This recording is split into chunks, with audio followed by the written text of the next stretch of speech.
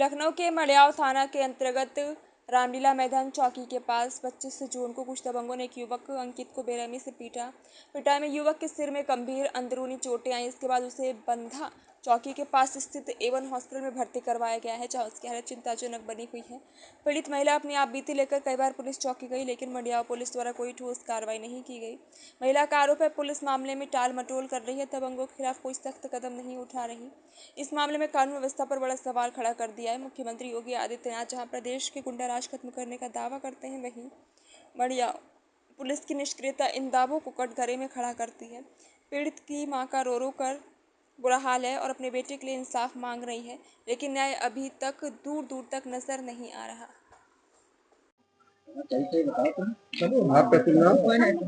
मेरा नाम दीपिका दीक्षित है। आप इनकी पड़ोसी हैं, क्या उस दिन हुआ था मामला? उस दिन हम दोनों लोग हस्बैंड वाइफ अपने कमरे में लेटे हुए थे और हम लोगों को गर्मी हो रही है ना, तो कूलर चल रहा था तो पता नहीं चला। फिर बहुत तेज से अचानक से आवाज आई, बच्चों के रोने की भी आवाज आने लगी। फिर हमारी जो दीवार है उस पे कुछ धम से लड़ा, ऐसा लगा कि कुछ गिरा है या लड़ा है। फिर हम लोग अपने रूम से बाहर निकल करके देखे तो बहुत ज्यादा लड़ाई हो रही थी ऊपर वाले किराएदार से और इनके वहां भैया से हो रही थी लड़ाई। फिर उन्होंने हम लोग गए, बाहर निकले कि क्या हुआ, तो कुछ लोग जैसे बेलन से मार रहे थे, कुछ लोगों ने गला पकड़ रखा था, कुछ लोग मोटे मोटे डंडे से सर पे मार रहे थे, उनके पीठ पे मार रहे थे। ये सारी लड़ाइयाँ हो रही थी। कितने लोग थे?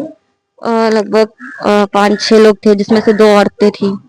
आपने बीच बराव नहीं किया? बीच बराव, क्योंकि पहले भी कई बार लड़ाइयाँ हो चुकी हैं, तो ये बोला जाता है कि आप लोगों से कोई मतलब नहीं है, जिससे लड़ाई हो रही वही बोले, तो इसलिए। क्यों, क्या ये सब लोग दबंग टाइप के हैं क्या? हाँ, यही है। अब जो ज्यादा लोग रहते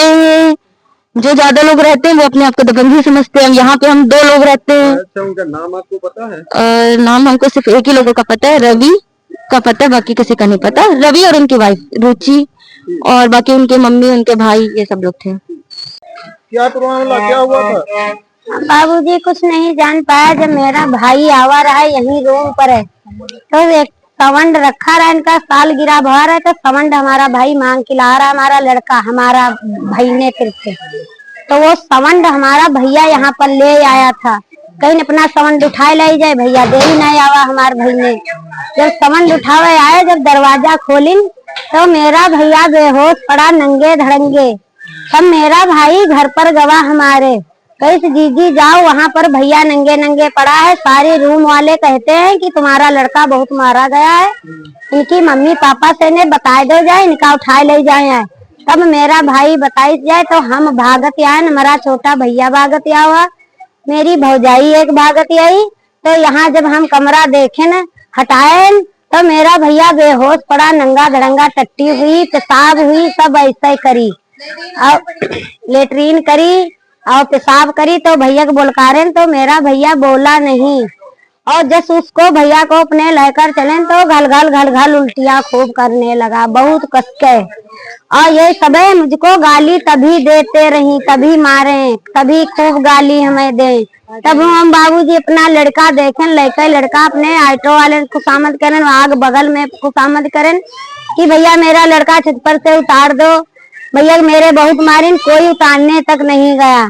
तब हम ही लोग धीरे धीरे करके जीनन पर से ऑटो में डालन थे। तब थाने ले गए थे, तो हाथ पांव जोड़न के मड़ियावा थाना। तब वहाँ मड़ियावा थाने में हाथ पांव जोड़े, तो कुछ लोग कहीं नहीं एप्लीकेशन लिखा जाएगा, कुछ नहीं, यहाँ कुछ नहीं होएगा, इसको जिला अस्पताल ले जाओ। तो हम कहें हम जानते साहब नहीं है कहाँ ले जाए, मुझे अनपता है, हम यहाँ रहे आए हैं, हमें कोई गली नहीं मालूम है।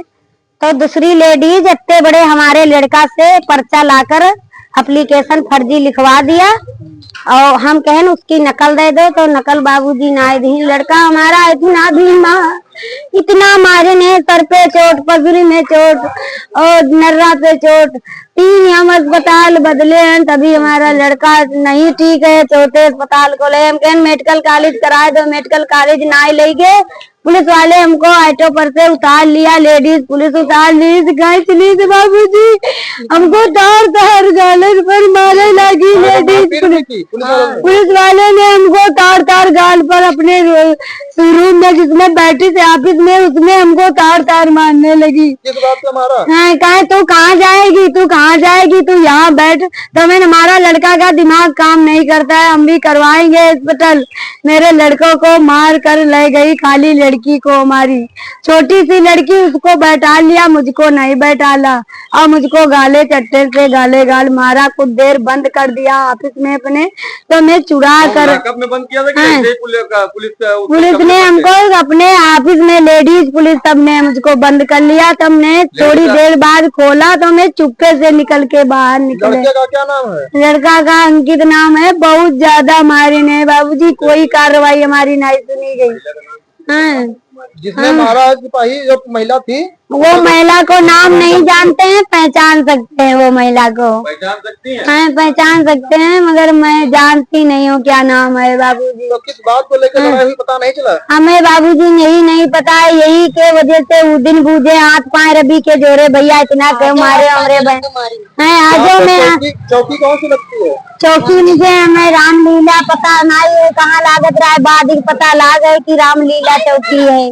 तो यहाँ चौकी गई तो वहाँ उन्होंने क्या कहा? वहाँ हमारी कार्रवाई नहीं सुनी, एक उल्टा बयान कर दिया है कि नशे में थे, वो नशे में लड़ाई किया, नशे में बयान, वो नाटक कर रहा है, नशे में है, वो कुछ नहीं उसको है। लड़का समय कहाँ तुम्हारा? लड़का हमारा सरकारी अस्पताल ले गए, वहाँ से जवाब हो गया। फिर प्राइवेट अस्पताल में, ये जमुनी तीर अस्पताल है, कहाँ जानकीपुर ड्रामा सेंटर, तीसरे अस्पताल में, अब फिर चौथे हॉस्पिटल में हमारा भैया पड़ा हुआ है। अभी देख लो, चले चलकर कहीं सुनवाई नहीं हुई? कहीं नहीं सुनवाई हमारे। 2 दाएं में मिट्टी ले गए, आज भी हम लोग, कल भी मैं मिट्टी लेकर गए थे पुलिस वाले सामने, कभी नहीं सुना। हम लोगों ने पूछा कि क्यों लड़ाई हुई थी उसने, तो ऊपर गए, हाथ पांव जोड़े, बोलो क्यों क्यों इतना मारे तुम लोग, तो वो लोग हमको भी मारने लगे। बोले आप कौन है उनकी? हम उनकी वाइफ हैं। किस बात पर लड़ाई लेके हुई पता नहीं चला? वो नहीं पता चला, अभी वही तो पूछने गए थे ऊपर, तो उन लोगों ने हम लोगों को पकड़ के खींचा और मारने जब लड़ाई हुई आप यहाँ थी? ये देखो खून भी निकला, उंगली में चोट। जब लड़ाई हुई थी तो आप यहाँ थी? हम नहीं थे, हम मायके गए थे। वो फोन हमारी सास जब यहाँ लेने आई, बोली बहुत बेहाल है, बचेंगे नहीं, तो हम तुरंत आ गए थे।